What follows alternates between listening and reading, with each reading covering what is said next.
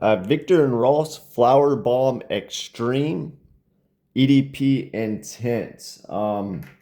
There's so many versions of Flowerbomb. It's hard to keep up with.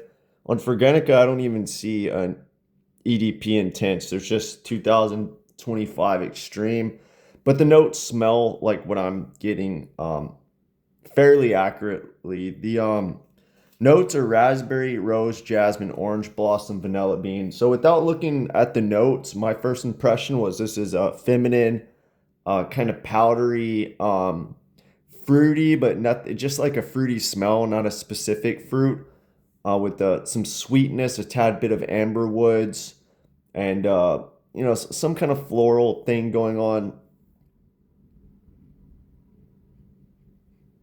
A little confusing at first for me because there's something sharp in there.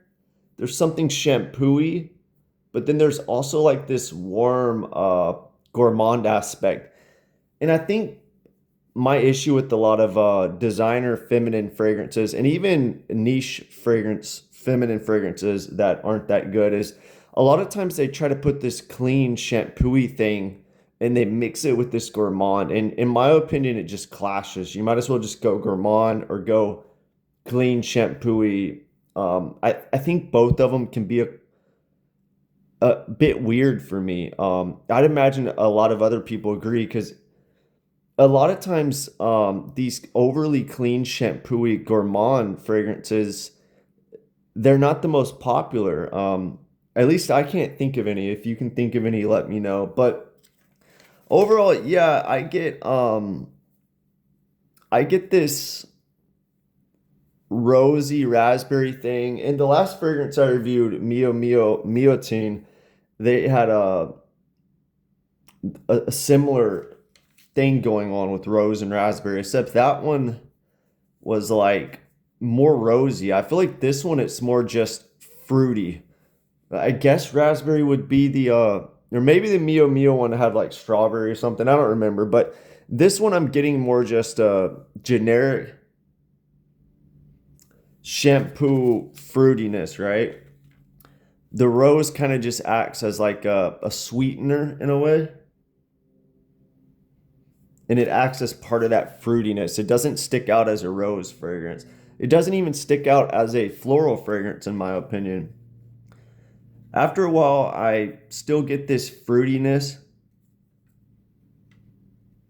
cleanness, but then I'm getting more so of that vanilla bean, a little bit of orange blossom, and just a tad bit of that jasmine. The jasmine's not too pronounced in this fragrance for me. It's more orange blossom, but it starts coming off as more. Yeah, I'm definitely getting like a vanilla bean over straight vanilla.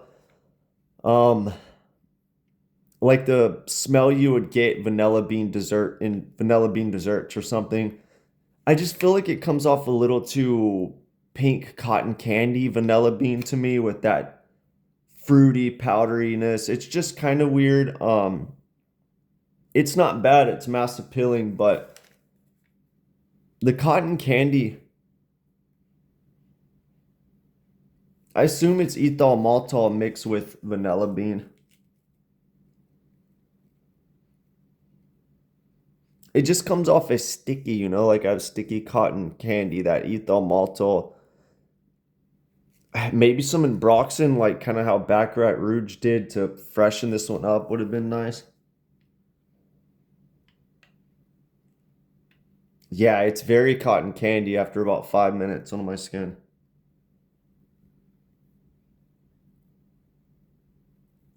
There's also a bit of something smoky in here. Almost like somebody burned the cotton candy or like, yeah, like burned it a little bit and the smoke of that sweetness comes off. And I know they wouldn't list that note, it would throw people off seeing smoke in it, but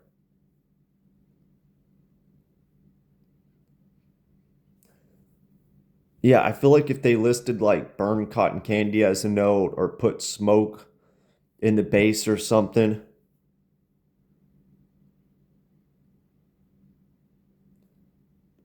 a tad bit of amber woods. Like people wouldn't complain, but it's a designer fragrance. You don't see smoke in the notes a lot. But overall, yeah, I'm getting this powdery, just basic fruit, shampooy, vanilla bean, pink cotton candy, slight burnt cotton candy vibe. And yeah, just minor florals in there. I can see how people like it, but if you're really into fragrances, you might not like it. From what I remember, I like the original Flower Bomb better. But with these extremes and intenses, usually they're not my favorite. They're just loaded with amber woods or vanilla or ethot malta or something, and they lean more gourmand. But yeah, let me know what you think if you tried this one.